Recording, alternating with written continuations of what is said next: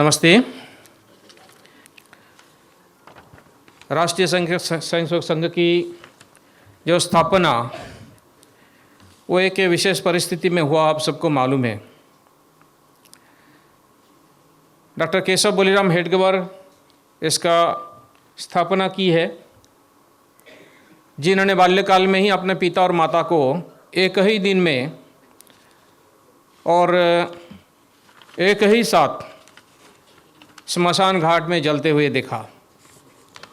नागपुर में एक विशेष परिस्थिति, प्लेग रोग में आक्रांत होकर और दोनों एक साथ चले गए सेवा कार्य करते करते।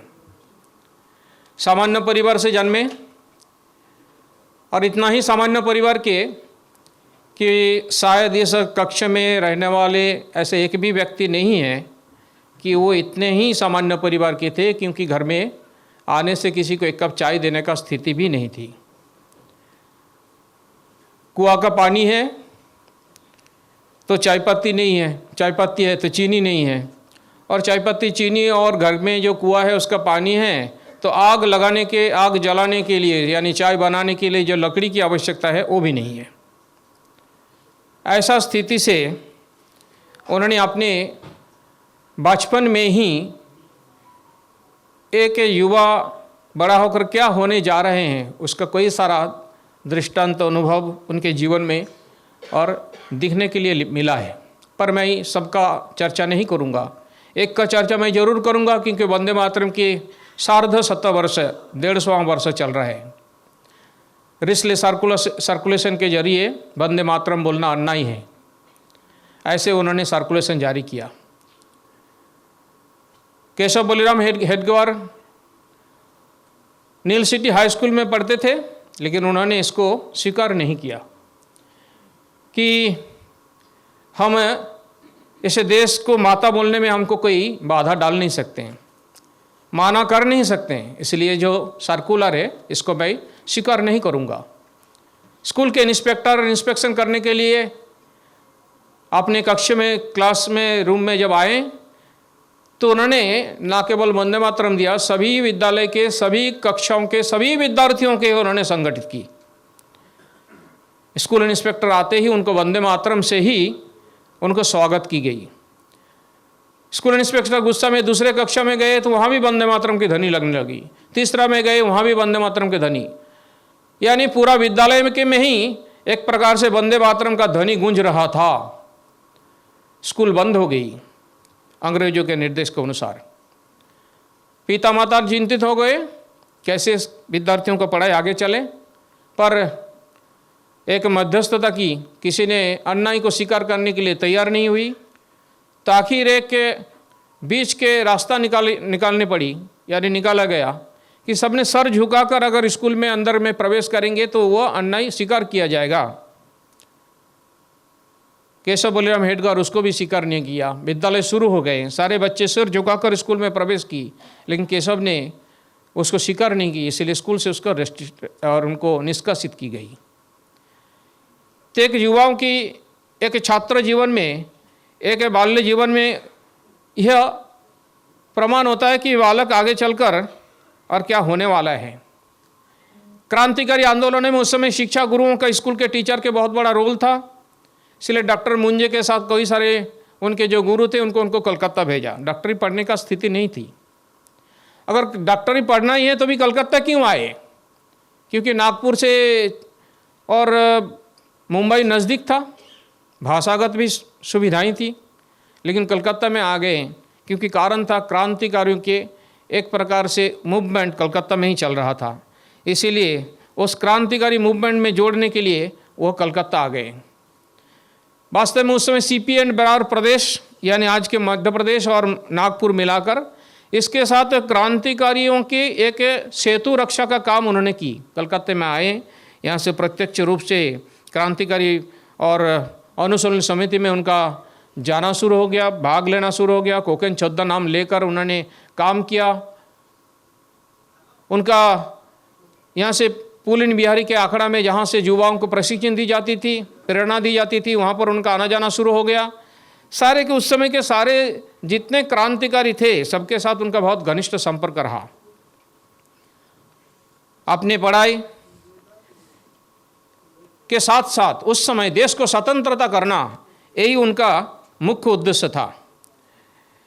इसीलिए देश के स्वतंत्रता के साथ उन्होंने सक्रिय भागीदारी ली। पढ़ाई समाप्ति के पश्चात एक सामान्य परिवार से एक आग्रह रहता है कि भाई कोई बड़ी नौकरी मिल जाए, पर उन्होंने नौकरी नहीं की। म्यांमार के एक मेडिकल कॉलेज के सुपरिटेंडेंट का एक पद भी उनको मिला था, पैसा भी मिल सकती थी। ऐसे कहा जाता था उस समय सीपी एंड बिहार और मध्य प्रदेश में गिने चुने 62 या 70 लोग ही डॉक्टर पढ़ाई करके आए हैं। 1910 से 1915 इसी कलकत्ते में उन्होंने पढ़ाई की। प्रेमचंद बड़ाल स्ट्रीट बोवाजन में रहते थे, वहीं से पैदल जाते थे। उस समय नेशनल मेडिकल स्कूल था। उस समय डिग्री जो दिया जाता था LM and F, which is equivalent to MBBS now. और उद्देश्य क्या था? क्रांतिकारी मूवमेंट में उनको सहभागी होना। इसीलिए उन्होंने प्रत्यक्ष रूप से यह सारे काम करते हुए, नौकरी ना लेते हुए फिर से और नागपुर वापस गए। बहुत प्रकार के वापस जाने के बाद मन में कोई प्रकार के परिवार से विवाह के सारे विषय चल रहा था। इनके मन में देश को स्वतंत्र करना, देश को आज़ादी दिलाना, देश के लिए कुछ करना, ऐसे भाव इनके मन में था। इसीलिए उनको केवल राजनैतिक स्वतंत्रता से संतुष्ट नहीं था, उनके मन में एक राजनैतिक सांस्कृतिक पुनरुत्थान का भी आवश्यकता उन्होंने महसूस करने लगे। राष्ट्रीय चेतना, यानी समाज में राष्ट्रीय चेतना जागृत किए बिना यह राष्ट्र स्वतंत्र संभव नहीं है, यह भी भाव उनका मन में चल रहा था। दोनों इंसिडेंट इनके जो चला, तो उस समय हम सबको मालूम है कि देश को स्वतंत्र करने के लिए जातीय कांग्रेस, नेशनल कांग्रेस उस समय था। That time it was not a political party, it was a platform. हमारे देश को स्वतंत्र करने के लिए उन्होंने उसमें भी भाग लिया। प्रत्यक्ष रूप से समाज जीवन के सब प्रकार से सभी घटनाओं के साथ उन्होंने भागीदारी ली। उसके पहले कोई सारे महानुभावों से उनका मिलना हुआ था। 1929 में नेताजी सुभाष चंद्र बोस के साथ इसी कलकत्ता में कांग्रेस के अधिवेशन में, तब संघ प्रतिष्ठा हो गई थी। उन्होंने संघ के बारे में उनका बहुत अच्छी चर्चा हुई और आगे चलकर और इसका विस्तृत चर्चा का अपेक्षा भी की, लेकिन दोनों को और दोबारा मिलना नहीं हुआ किसी न किसी कारणवश। लोकमान्य तिलक के बहुत घनिष्ठ संपर्क था। ऐसे जितने उस समय के बड़े क्रांतिकारी थे, सबके साथ बहुत घनिष्ठ संपर्क था। रामकृष्ण मिशन के साथ कलकत्ता में आना जाना था उनका। यानी एक प्रकार से देखें तो उस समय के सभी समाज जीवन के सब प्रकार से, सभी महानुभावों से, सभी क्रांतिकारियों से समाज जीवन के सब प्रकार का अनुभव उन्होंने लिया है। मन में दो तीन घटनाओं के बाद में उनका मन में आया। एक, विश्व युद्ध चल रहा था। विश्व युद्ध के तुरंत पश्चात खिलाफत आंदोलन हुई। उसके इतिहास में मैं नहीं जाऊंगा, केवल याद दिला रहा हूँ। तुर्किस्तान अंग्रेज के खिलाफ थे। अंग्रेज हारने वाले थे, लेकिन अंग्रेज जीत गए। तुर्किस्तान के जो खलीफा थे कमल पाशा, उनको हटा दिया और कमल पाशा को वहाँ पर राजा घोषणा कर दी। यानी खिलाफत पद्धति का उन्होंने समाप्त कर दिया अंग्रेजों ने। इसमें मुसलमानों के मन में और एक प्रकार से गुस्सा, उस गुस्सा के सारे विश्व भर में उन्होंने खिलाफत आंदोलन के मूवमेंट में और कुछ ना कुछ करना शुरू कर दिया। यहाँ पर भी आली भातृद्वय ने और महात्मा गांधी के साथ लेकर मोहम्मद अली जिन्ना, उस समय बाकी जितने सारे मुसलमान थे, सबको लेकर यहाँ पर भी केरल में क्या घटना हुई थी वो सब हमको मालूम है। 2000 हिंदुओं का हत्या हुई, हजारों घरों को जलाया दिया गया। अब विषय था अंग्रेज का और तुर्किस्तान का, लेकिन घटना हुई भारत में, घटना हुई विश्व में। मन में पीड़ा हुई कि जिसका साथ संपर्क भारत का नहीं है और उसी खिलाफत मूवमेंट को हम सहयोग कर रहे हैं, प्रोत्साहन दे रहे हैं, और इसी के कारण इतने बड़े घटना हो गई। तो ये भी उनके मन में बहुत बड़ा एक पीड़ा हुई।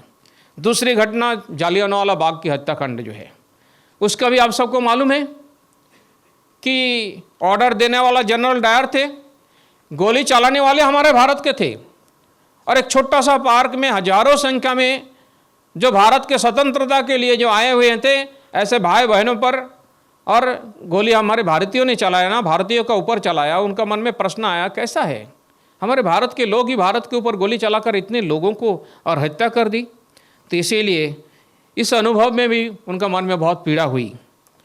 तो इस पीड़ा के कारण उन्होंने मन में कुछ उनका मन में चल ही रहा था और एक दृढ़ संकल्प लेकर, एक विचार को लेकर आगे कुछ करना है, आगे हमें कुछ देश स्वतंत्र होगा ही, लेकिन इस स्वतंत्रता को रक्षा करके भारत माँ को और विश्व के पटल पर एक गौरवशाली, एक गौरवमय अध्याय शुरू करना है। इस प्रकार से भाव लेकर उनका मन में कोई सारा प्रश्न और उनका मन में था। कांग्रेस के रहते समय 1921 में आपको मालूम है, जंगल सत्याग्रह और लवण सत्याग्रह के कारण उनको जेल में भी जाना पड़ा। नागपुर में पुसद नाम का स्थान है जवतमाल के पास, हजारों सैनिकों को लेकर, उनमें कई सारे अच्छे बड़े अधिकारी भी थे, दादाराव परमार से लेकर कई सारा। उन्होंने 1 साल की उनका साजा हुई। उसे साजा के बाद जब जेल से वो निकले तो 2 महानुभाव कांग्रेस को उनको स्वागत करने के लिए आए। 2 नाम से आपको पता चल सकते हैं कांग्रेस के कितने बड़े अधिकार थे। एक थे सरदार वल्लभ भाई पटेल के बड़े भाई विठ्ठलराव पटेल और दूसरा थे मोतीलाल नेहरू। पुष्पमाला लेकर उनको जेल के गेट में जब जेल से रिहा हुई तो उनको स्वागत किया। यानी कांग्रेस के नेतृत्व स्थानीय में थे और ऊंचा जगह पर जा भी सकते थे, लेकिन उनका मन में क्या हुआ कि नैतिक चरित्र बिना कोई भी राष्ट्र का और कुछ आगे बढ़ नहीं सकते हैं, समाज को भी संगठित करना है और तीसरा इसके आधार पर हमको राष्ट्र निर्माण करना है। यानी एक प्रकार से उनका मानना था राष्ट्र के लिए नैतिक और चारित्रिक रूप से मजबूत व्यक्तियों के होना अनिवार्य है, उसके बिना कुछ हो नहीं सकते हैं। और इसके आधार पर ही उन्होंने एक संगठित समाज का कल्पना, एक सपना उन्होंने देखा है। हमारे वर्तमान सरसंघ चालक जी कहते हैं, country whose common is great is a great nation. A nation rise and fall are linked with the society's thought process and values. कोई भी राष्ट्र के उत्थान पतन उस राष्ट्र में रहने वाले जो सोसाइटी है उसका चिंतन के आधार पर होता है। इसीलिए कभी कभी हम जापान का, जर्मन का, इजराइल का, ऐसे कोई सारे देशों का उदाहरण लेते हैं। So every person should play an important role in social transformation. ये हर एक का चाहिए। यह चिंतन डॉक्टर जी का था कि यह नहीं होगा तो हमारा देश बड़ा हो नहीं सकते हैं। इसीलिए सब प्रकार का अनुभव लेते उन्होंने और संघ की स्थापना अपने घर में और बहुत प्राथमिक रूप से कुछ युवाओं को लेकर, संख्या के आंकड़ा में मैं नहीं जाता हूँ, कुछ लोग बोलते हैं 5 लोग, कुछ लोग बोलते हैं 12 लोग, कुछ लोग बोलते हैं 20-22 लोग, कुछ भी हो सकते हैं, लेकिन 15-20 किशोरों को लेकर अपने घर में ही संघ का स्थापना की। लेकिन आपको आश्चर्य लगेगा कि किसी भी संगठन का शुरू होता है, उस संगठन का रजिस्ट्रेशन होता है, बिल्डिंग बनता है, बैनर बनता है, लेकिन संघ का ऐसा कुछ नहीं हुआ, संघ स्थापना हो गई। दूसरा, किसी भी संगठन होता है तो संगठन का नामकरण होती है, लेकिन 1925 में सितंबर में संगठन का शुरुआत हुई, 1926 के अप्रैल में राष्ट्रीय स्वयंसेवक संघ का नामकरण हुई। यह भी एक अनोखा है इसकी। तो उन्होंने इसका विजय 27 सितंबर इनके विजयादशमी के दिन हुआ नागपुर में। एक प्रकार के हिंदुत्व के आधार पर समाज को संगठित करना और राष्ट्रीय भावना को जागृत करना, यही उद्देश्य था। डॉक्टर साहब के साथ कुछ युवक थे और प्रारंभिक कार्यक्रम के नाते कुछ खेल, कुछ व्यायाम, कुछ कबड्डी, उस समय के कुछ मलखम की कुछ विषय था, कुछ तरवाल के चलाने की कुछ विषय था। मुख्य विचार क्या था? तो हिंदू समाज को संगठित करना, राष्ट्र भावना को जागृत करना, व्यक्तित्व को सर्वांगीण विकास करना, इसको लेकर ही और उन्होंने शुरू किया। मैदान कहाँ मिलेगा? अंग्रेज का भी नज़र था, भोसला परिवार से, भोसला राज से उनका बहुत घनिष्ठ संपर्क था। इसीलिए उन्होंने भोसला राजा से आग्रह की, तो उनका अभी जो महल में आपने गए होंगे, जो कार्यालय है वो दीवार अभी भी है, वो जगह एकदम एक प्रकार से खंडन होकर था, वहाँ पर खंडहर होकर, तो उसको साफ सुथरा करके और उसका उन्होंने शुरू की। संघ के कबड्डी खेलना शुरू किया, कुछ कार्यक्रम करना शुरू किया। अंग्रेज का नेक दृष्टि था, फिर भी उन्होंने शुरू की। प्रारंभिक कार्य पद्धति में शाखा, खेल और अनुशासन ऐसा था। अनुशासन के लिए कुछ अंग्रेज का विषय भी कुछ उस समय हाफ पैंट का विषय था, कमांड जो था वो भी अंग्रेजी में था, ऐसा कुछ विषय भी उस समय था। भगिनी निवेदिता ने एक बार कहा है कि भारत के सब कुछ है, भारत के लोग नियमित रूप से प्रत्येक दिन एक जगह पर एकत्रित होकर भारत माता का आराधना करते हैं तो भारत का उत्थान कोई रोक नहीं सकते। वास्तव में राष्ट्रीय स्वयंसेवक संघ के शाखा भगिनी निवेदिता का यह जो चिंतन है, इस चिंतन का एक सफल रूप है। स्वामी विवेकानंद जी ने कहा था कि सारा भारत के केंद्र बिंदु में कोई इस प्रकार का संगठन शुरू होगा जो सारा देश को आने वाले दिनों में एक गौरवमय भारत की एक शुरुआत होने वाला है। ऐसा अगर मनीषियों का कथन की ओर हम देखें तो राष्ट्रीय स्वयंसेवक संघ के भारत के केंद्र बिंदु नागपुर में इसी प्रकार से एकत्रित आना, भारत माँ का आराधना करना, यही काम है। Come together, think together and work together, that should be for our nation. Nation first feelings जगाने का यह कार्यक्रम शाखा है और कुछ नहीं है। आज लोग कुछ भी बोल सकते हैं, नैरेटिव कुछ भी, नरेशन कुछ भी चला सकते हैं, लेकिन हमारे शाखा में व्यक्ति निर्माण, व्यक्ति में राष्ट्र चरित्र निर्माण और राष्ट्र के चरित्र व्यक्ति के निर्माण, व्यक्ति चरित्र के माध्यम से निर्माण हो, इसी प्रकार का भावना छोड़कर कुछ नहीं है उसमें। Nation building through man making, यही हमारा है। इसी प्रकार खेल, व्यायाम, बौद्धिक चर्चा, इसका शुरू स्वामी विवेकानंद जी ने एक बार कहा था कि कम्युनिस्ट ने आधा छोड़ दिया था कि गीता पाठ करने से अच्छा है फुटबॉल खेलो, आगे का कम्युनिस्ट ने नहीं बोलते थे। उसके आगे स्वामी विवेकानंद जी ने कहते हैं कि मैं बहुत साहस के साथ बोल रहा हूँ कि आपका जब तक बौद्धिक विकास नहीं होगा, उस गीता का अर्थ आपका दिमाग में नहीं घुसागा तो गीता क्यों पढ़ोगे। इसीलिए स्वास्थ्य ठीक रहना चाहिए, इसीलिए फुटबॉल खेलो। आपका स्वास्थ्य ठीक रहेगा तो गीता का जो सार मर्म है, सार तत्व है, तुम्हारा दिमाग में घुसेगा, तुम्हारा हृदय में आएगा। कम्युनिस्ट उतना नहीं बोलते थे। इसीलिए संघ में शारीरिक एवं बौद्धिक यानी फिजिकल एंड इंटेलेक्चुअल बोथ, इसका कॉम्बिनेशन दैट इज संघ शाखा। ऐसे अनुशासन के द्वारा इस प्रकार एक के आज्ञा पर चलना, संगच्छदम संगबद्धम संगभूमनाम सृजानताम, मनुष्यों का कथा, हमारे देश के परंपरा, इतिहास, संस्कृति, इसके बारे में संघ में कोई भी आ सकते हैं। कोई भी स्वयंसेवक अपने गांव में चलाते हैं शाखा।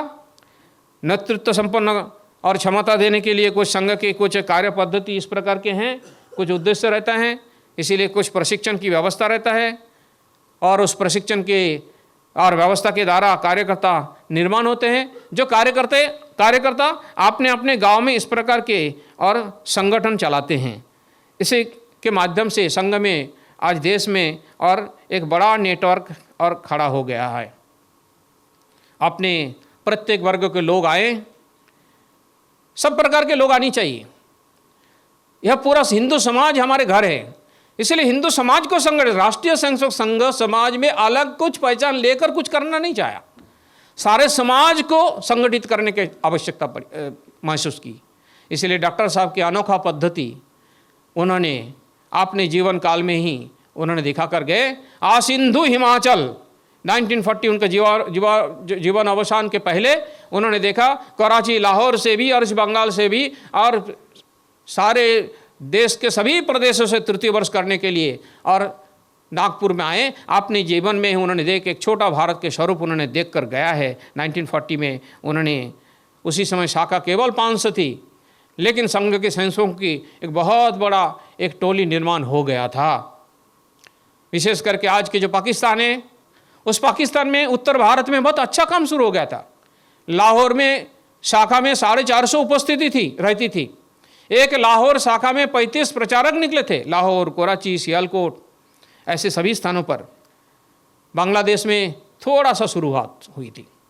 1939 में बंगाल में शुरुआत हुई। बंगाल में संघ कार्य, क्योंकि डॉक्टर साहब ने यहाँ पढ़ाई की, इसलिए डॉक्टर साहब ने गुरुजी को यहाँ पर भेजा था। मेट्रोपॉलिटन स्कूल में उन्होंने संपर्क करने के लिए गए। बाद में बाला साहब देवरोस को यहाँ पर भेजा था संघ शाखा शुरू करने के लिए। मानिकतला में शाखा शुरू हुई, पहला शाखा। विठ्ठलराव पातकी यहाँ पर आए संघ का और काम को आगे बढ़ाने के लिए। ऐसे कई सारे अधिकारी हमारी बंगाल के कार्य को बढ़ाने के लिए आए।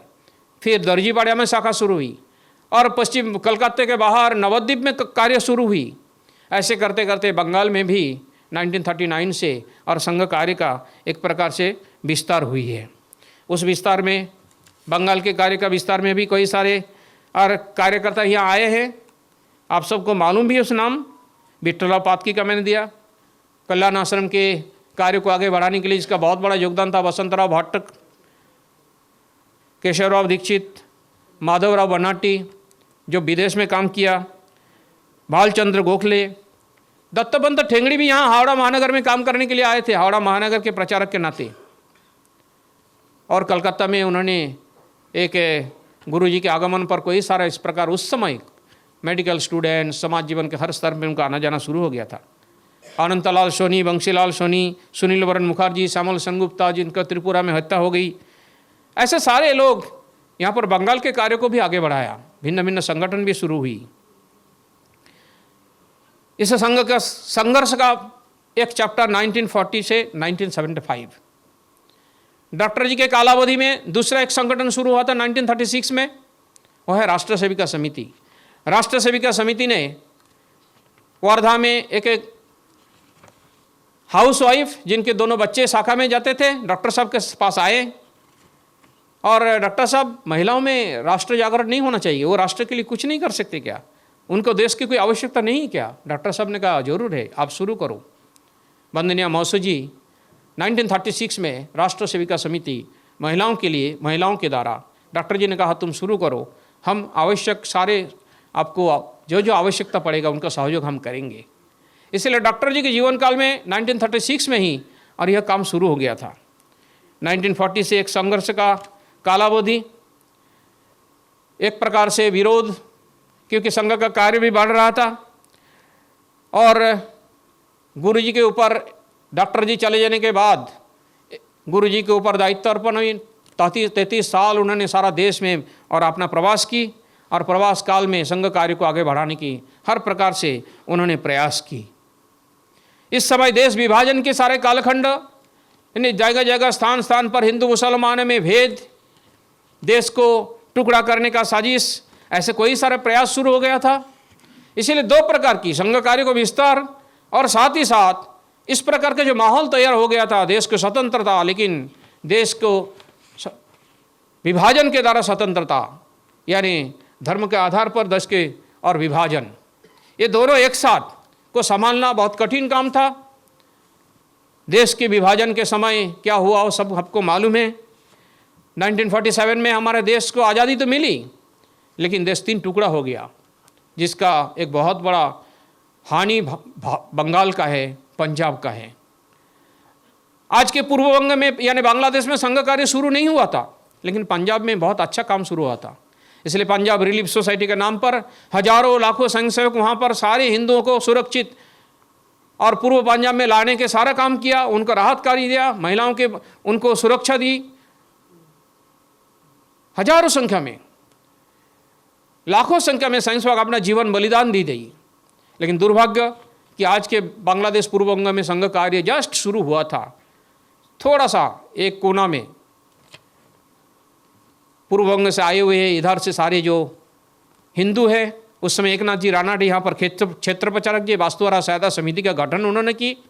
लेकिन जितना सारे हिंदू इधर आए, वास्तुहारा सहायता समिति के नाम पर उनका सारा रिहेबिलिटेशन का काम संघ के स्वयंसेवकों ने अपनी पूरा मदद से, सहयोग से, कलकत्ता के स्वयंसेवकों ने, सियालदा से, सारे स्टेशन से जितना जहाँ जहाँ पर आए वो किया है।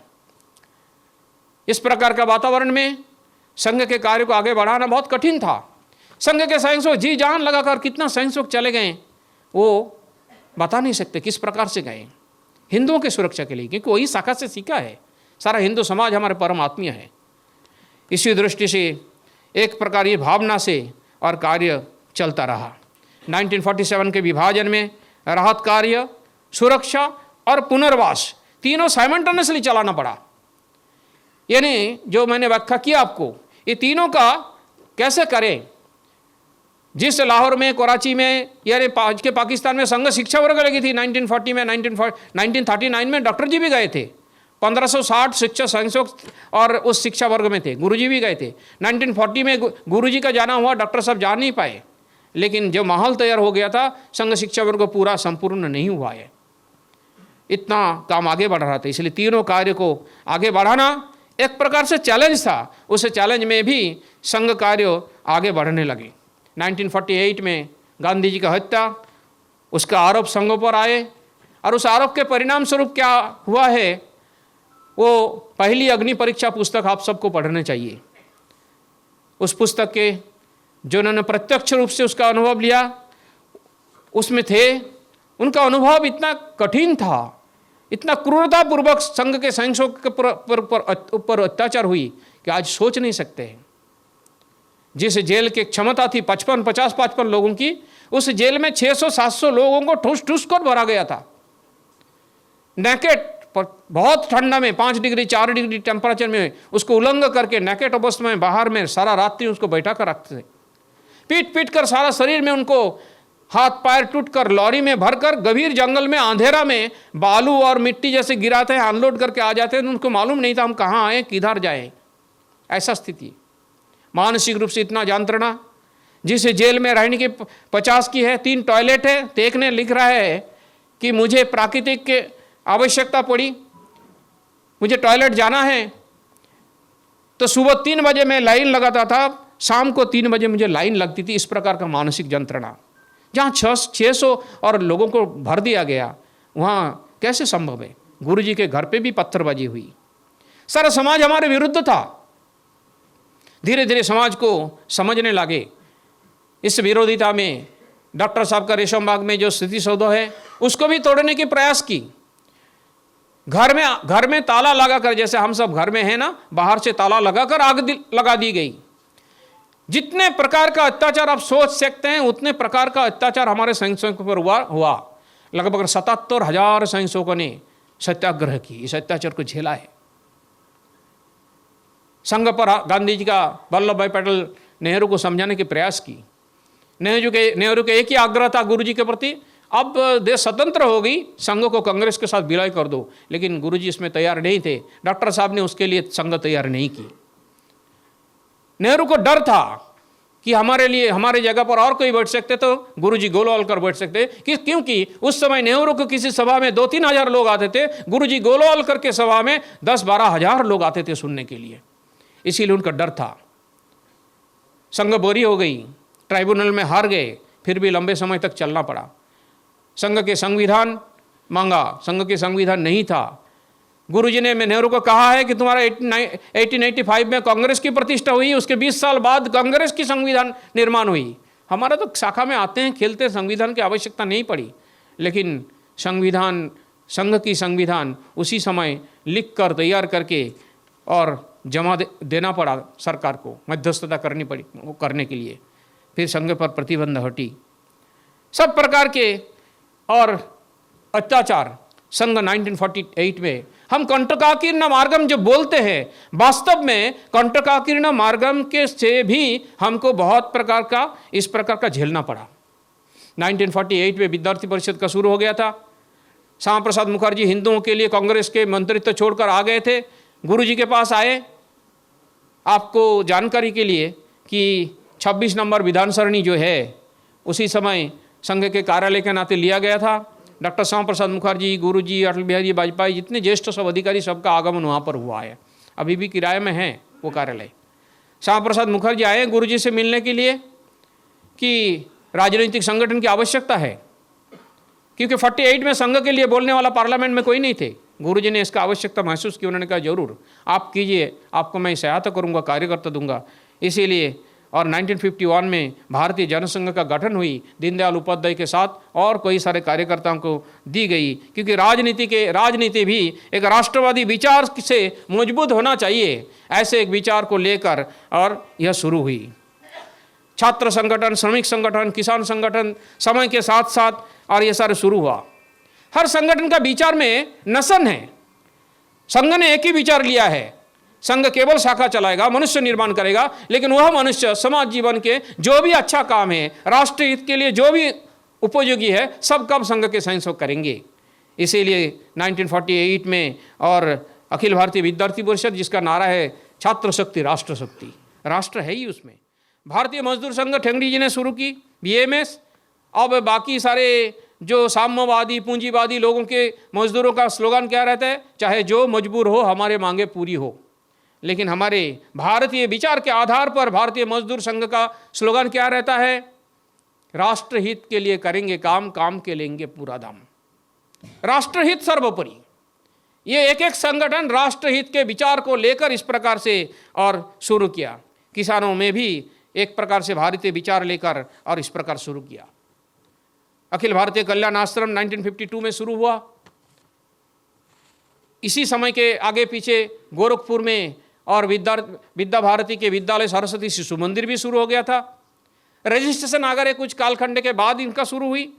वनवासी समाज के सर्वांगीण उन्नति, उनका शिक्षा, उनका स्वास्थ्य, उनका संस्कार, रोजगार की सुधार, सांस्कृतिक पहचान, हम एक देश के नागरिक हैं, ये वनवासी समाज जो है इसका सशक्तिकरण, इसी उद्देश्य से। और यह उसी समय बाला साहब देशपांडे जी के और नेतृत्व में जशपुर में यह कार्य शुरू हुई। शिक्षा प्रकल्प, स्वास्थ्य प्रकल्प, आर्थिक विकास, सांस्कृतिक कार्यक्रम, सामाजिक समरसता, इस प्रकार के एकल विद्यालय, छात्रावास की सुविधाएं, स्वास्थ्य शिविर, आज वनवासी समाज में सभी दृष्टि से अगर देखें सबसे बड़ा कार्य आज यह काम कर रहे हैं। विश्व विभाग में भी शुरू हुई काम। दोनों बंधु मित्र जा रहे थे जहाज में केनिया, लंबे सफर था, आज के दिन में हवाई जहाज में चले गए ऐसे नहीं थे। तो एक मित्र शाम साहानी और एक थे, तो कुछ गीत गुनगुना रहा था। तो दूसरे ने कहा, अरे ये तो संघ का गीत है, तो तुम कहाँ जा रहे हो? बोले केनिया। तुम साइंसों को? बोला हाँ मैं साइंसों हूँ। बोले तो तुम भी साइंसों? बोले साइंसों के। किस लिए जा रहे हो? बिजनेस करने के लिए। तो चलो केनिया में हम संघ के शाखा शुरू करते हैं। तो दोनों गए केनिया में और संघ कार्य कर वहाँ पर व्यवसाय करने के लिए। 1947 में भारत के बाहर एब्रॉड में 1947 में ही और संघ के शाखा शुरू हो गया हिंदू स्वयंसेवक संघ के नाम पर। उसके बाद 60 की दशक में यूनाइटेड किंगडम में, संयुक्त राज्य अमेरिका, अफ्रीका, ऐसे सारे कंट्रीज़ में और संघ का और सारे कार्य शुरू हो गया। आज विश्व में 62 देशों में 62 कंट्रीज़ में लगभग 1800 के आसपास शाखाएं लगती है। वहाँ शाखा का थोड़ा कॉन्सेप्ट अलग है। हिंदू स्वयंसेवक संघ, भारतीय स्वयंसेवक संघ, ऐसे सनातन धर्म स्वयंसेवक संघ अलग अलग नाम से चलता है। एक साथ आते हैं वीकेंड में, बालकों को अलग, महिलाओं की सभी का समिति की लगती है, पुरुषों के संघ के शाखा लगती है। इस कॉन्सेप्ट के आधार पर वहाँ पर शाखा शुरू होती है अब्रॉड में। वहाँ भी यहाँ जैसे सेवा कार्य करते हैं हम, 1,42,000 सेवा कार्य शिक्षा, स्वास्थ्य, संस्कार, स्वावलंबन के दृष्टि से चलता है। छोटे से छोटा प्रकल्प से लेकर 450 बेड का सुपर स्पेशलिटी हॉस्पिटल भी चलता है। पति पत्नियों में और जो डाइवोर्स, ये भारत की चिंता नहीं है, पाश्चात्य चिंता है, इसको कम करना चाहिए। इसलिए कर्नाटक के बंधुओं ने, बेंगलोर के बंधुओं ने काउंसलिंग सेंटर भी चलाते हैं। वैन पुलार, रिक्शा पुलार को उनको खाना मिलना चाहिए, उनको आवश्यकता और अनुसार सस्ता में भोजन मिलनी चाहिए, इसीलिए चीप कैंटीन भी चलाते हैं। ऐसे एक काम, लेकिन वहाँ भी अमेरिका में भी और सेवा कार्य हमारे स्वयंसेवकों ने वहाँ पर भी चलाते हैं, सेवा इंटरनेशनल के नाम पर। आपको क्या लगता है वहाँ भूखा नहीं है, गरीबी नहीं है? हर संडे को हमारे स्वयंसेवक निकालते हैं कैलिफोर्निया के रास्ता में, इसमें जिनका शरीर का रंग काला है, कपड़ा नहीं है, कुछ खाने का नहीं है, पिता कौन है माता कौन है मालूम नहीं है, तो हमारे भारत से गए हुए स्वयंसेवक हिंदू स्वयंसेवक संघ सेवा इंटरनेशनल के नाम पर उनको हर संडे को उनको पहनने के वस्त्र, उनको खाना देते हैं। वहाँ भी तूफान होता है, कुछ होता है, तो वहाँ भी स्वयंसेवक हमारे काम लगता है। राष्ट्रीय भूमिका में हमारे स्वयंसेवक कभी पीछे नहीं था। कश्मीर के विलय को लेकर हो, चाहे हैदराबाद के विलय को लो, हैदराबाद की विलय तो सरदार वल्लभ भाई पटेल वहाँ के संघ चालक के सहयोग से, स्वयंसेवकों के सहयोग से राजाकार को समाप्त करके अचानक नेहरू को ना बोलते हुए भारत के साथ विलय हो गया। लेकिन कश्मीर के महाराजा हरि सिंह बहुत गुस्सा में थे, लेकिन उसके लिए गुरुजी को विशेष रूप से आग्रह की गई थी कि आप ये जाओ राजा को मनाओ। तो राजा को गुरुजी गए, वहाँ पर मनाए और 19 अक्टूबर 1947 और 26 अक्टूबर को महाराजा भारत के साथ विलय हुआ। 1962 में चीन युद्ध के समय भारत और स्वयंसेवक के अवदान रहा। 1963 में पाकिस्तान युद्ध के समय, 1971 में बांग्लादेश युद्ध के समय स्वयंसेवकों ने सब प्रकार से सेना को और सरकार को और सहयोग किया। 1963 में इसीलिए और एक पंडित नेहरू ने और पैरेड में संघ के स्वयंसेवकों को आमंत्रण किया था। उस आमंत्रण में लगभग एक अच्छी संख्या में स्वयंसेवकों ने उसमें भागीदारी ली है। विवेकानंद शिला स्मारक जब आप देखते हैं, इसका एक समय क्रिश्चियन के अधीन में था। एक नाथ जी रानाडे जी को इस काम दिया गया, वहाँ गए, लड़ाई की, भगवा ध्वज लहराया, क्रॉस को हटाया, बार बार गए। उनके पास मछुआरा का नाव था, अपने पास कुछ नहीं था। स्वयंसेवकों ने वहाँ पर काफ़ी परिश्रम करके और स्वामी विवेकानंद के शतवर्ष में वहाँ पर और एक बड़ा मंदिर जो आज दिख रहा है रॉक शिला स्मारक, वो भी संघ का बहुत बड़ा अवदान है। गौ रक्षा आंदोलन में 1952 में 1,75,00,000 हस्ताक्षर संग्रह करके उस समय के राष्ट्रपति को दिया गया था। बाद में तो और कुछ अभियान चलाया गया। राम मंदिर का आंदोलन, उसके बोलने का कोई आवश्यकता नहीं है। 500 साल के एक जो इतिहास, उस इतिहास को हम किस प्रकार का बदले, हम सबके प्रयास से समाज को लेकर वो हमने देखा। 1975 के इमरजेंसी के समय भी इसी प्रकार का अत्याचार झेलना पड़ा संघों को। उस समय 1,63,900 लोग जेल में बंदी थे, सत्याग्रह किए थे, और उसमें से लगभग 80% स्वयंसेवक थे। किसी का हिम्मत नहीं हुई अंडरग्राउंड रहकर इसको और गणतंत्र को प्रतिष्ठा करने के लिए, और संघ के स्वयंसेवकों ने घर घर गए, लिपलेट डिस्ट्रीब्यूट किया। किसी भी देश में इस प्रकार का अंडरग्राउंड मूवमेंट किसी विदेशी सहयोग बिना हो नहीं सकते, चल नहीं सकते, किसी भी इतिहास में नहीं है। लेकिन संघ ने अपने स्वदेशी स्वयंसेवकों के और समाज के लोगों को लेकर यहाँ पर अंडरग्राउंड मूवमेंट चलाया। वहाँ पर ब्रिटिश के घटना में 44,965 इतने लोग वहाँ पर अरेस्ट हुआ था। उसमें से 35,310 स्वयंसेवक थे। मीसा में एक प्रकार से maintenance of internal security act 1951 में एक कंट्रोवर्शियल एक्ट था, जिसमें जेल में बंदी होने के बाद उसको कोई भी सुनाई नहीं होगा, कोई मिल नहीं सकते हैं, कोई एफआईआर नहीं कर सकते, कोई भी कुछ नहीं होगा। उसी मीसा में भी लगभग 23,105 लोग बंदी थे, जिसमें 16,343 हमारे स्वयंसेवक थे। ऐसे जीवन बलिदान 107 हुआ, जिसमें 63 स्वयंसेवक थे। पुलिस अत्याचार का शिकार 9,500 में से 100% हमारे स्वयंसेवक थे। इस प्रकार से इमरजेंसी के समय जेपी के आंदोलन में और एक गणतंत्र प्रतिष्ठा के लिए एक बहुत बड़ा एक इस प्रकार का योगदान और भूमिका संघ के रहा है। यह जो तीसरा भाग है, इस यात्रा की आपातकाल के बाद संघर्ष की नई ऊर्जा, जन जन तक पहुँचा विस्तार, सामाजिक चेतना हुई। संघ के सब प्रकार के बाधाओं के बाद भी संघ का विस्तार होता रहा है। इस प्रकार के सभी सेवा भारती, शिक्षा परियोजना, भिन्न भिन्न कार्य, आपदा के लिए संघ के स्वयंसेवक का तैयारी करना, कहीं पर भी भूकंप हो, कच्छ का भूकंप 2001 का या नेपाल का 2015 का हो, बिहार का बाढ़ हो या केरल का हो, असम का, उत्तराखंड का, कोविड के सेवामारी हो, किसी भी प्रकार से स्वयंसेवकों ने कंधा से कंधा मिलाकर सब प्रकार से लोगों की इस प्रकार की सहायता की। आज जहाँ भारत के सूर्य पहला उदय होता है, ऐसे तवांग अपने यहाँ से 2 घंटा पहले, और यहाँ से 2 घंटा का बाद जहाँ सूर्यास्त होता है कच्छ में, और लेह लद्दाख से अंडमान के साउथ पोल तक, जहाँ से इंडोनेशिया 65 किलोमीटर दूर है, वहाँ तक लगभग 51,700 स्थानों पर, 710 स्थानों पर 83,000 के आसपास शाखाएँ लग रही है। जहाँ नित्य शाखा नहीं लग पा रही है, वहाँ साप्ताहिक मिलन, वीकली गेट टुगेदर, लगभग 35,000 इस प्रकार के और मिलन लग रही है। 1 करोड़ से अधिक इस प्रकार के नियमित स्वयंसेवक हमारे हैं।